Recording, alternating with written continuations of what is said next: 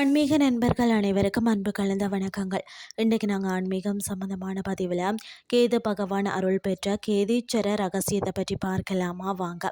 புராணங்களின் படிதான் நவக்கிரகங்களில் ஞானகரனாக விளங்கும் கேது பகவான் தான் செய்த வினைகள் நீங்கி ஈசனின் பேரருளை பெற வேண்டி இந்த பூவுலகில் தேர்ந்தெடுத்த ஒரு புனித பூமி தான் இது. இங்குள்ள அதாவது பல்லாவி தீர்த்த கரையில் அமர்ந்த கேது பகவான் பல காலம் கடுமையான தவத்தில் ஆழ்ந்தாராம். அவரது பக்திக்கு உருகிய எம்பெருமான் சிவபெருமான் பார்த்தீங்கன்னா அக்னி பிளம்பாய் தோன்றி அவருக்கு காட்சி அளித்த அவரது பாவங்கள் நீங்கி மகா பேறுகளை அள்ளி வணங்கினாராம். கேது பகவான் பூஜித்து பேறு பெற்றதால் தான் இந்த தலத்து ஈசனுக்கு அருள்மிகு கேதிச்ச நாதர் என்றும் அம்பிகைக்கு அருள்மிகு கௌரி அம்பாள் அதாவது மாதுமை அம்பாள் என்றும் திருநாமங்கள் சூட்டப்பட்டன.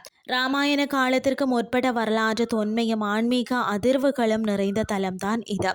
அசுரகுலத்து மாபெரும் சிற்பியும் ராவணனின் மாமனருமான மகன் மண்டோதரியின் தந்தைன்னு சொல்லக்கூடிய இவர் சிவபெருமானின் மீதிருந்த அளப்பரிய பக்தியினால் தான் இந்த ஆலயத்தை தனது கைகளாலேயே மிக பிரம்மாண்டமாக வடிவமைத்து நிர்மாணித்தாராம்.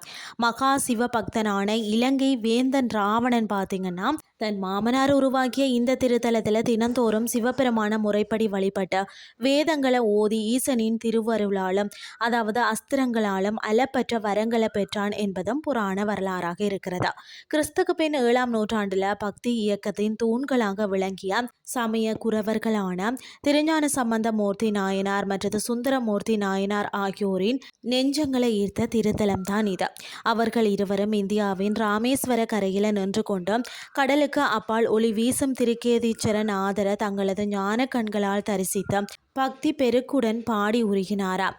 அது மட்டுமில்லாமல் மட்டாரம் மாக்கடலும் மல்கோ பாலாவி வண்டினங்கள் கொத்தாரும் பூஞ்சோலை என்று சம்பந்தர் வர்ணித்த இந்த தீர்த்தத்தில் நீராடினால் தீராத வினைகளும் பாவங்களும் நீங்கும் என்பது தொன்னம்பிக்கையாக இருக்கிறது. குறிப்பாக பிதுர்கடன் திதி செலுத்துவதற்கு இந்த தீர்த்த கரை மிகவும் புனிதமானதாக கருதப்படுகிறது.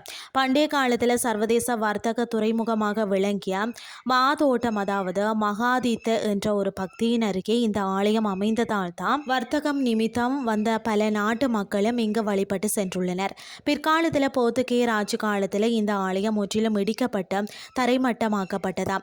அதற்கு பிறகு 19ஆம் நூற்றாண்டின் இறுதியில் வாழ்ந்த சைவ பெரியாரான ஸ்ரீ ஆறுமுக நாவலர் அவர்களின் முயற்சியால் இந்த தலம் மீண்டும் கட்டப்பட்டு அதாவது கண்டுபிடிக்கப்பட்டு அகழ்வராட்சிகள் செய்யப்பட்டு சைவ மக்களால் பிரம்மாண்டமாக புனரமைக்கப்பட்டு இன்று வரை வழிபாட்டு தலமாக திகழ்கிறது.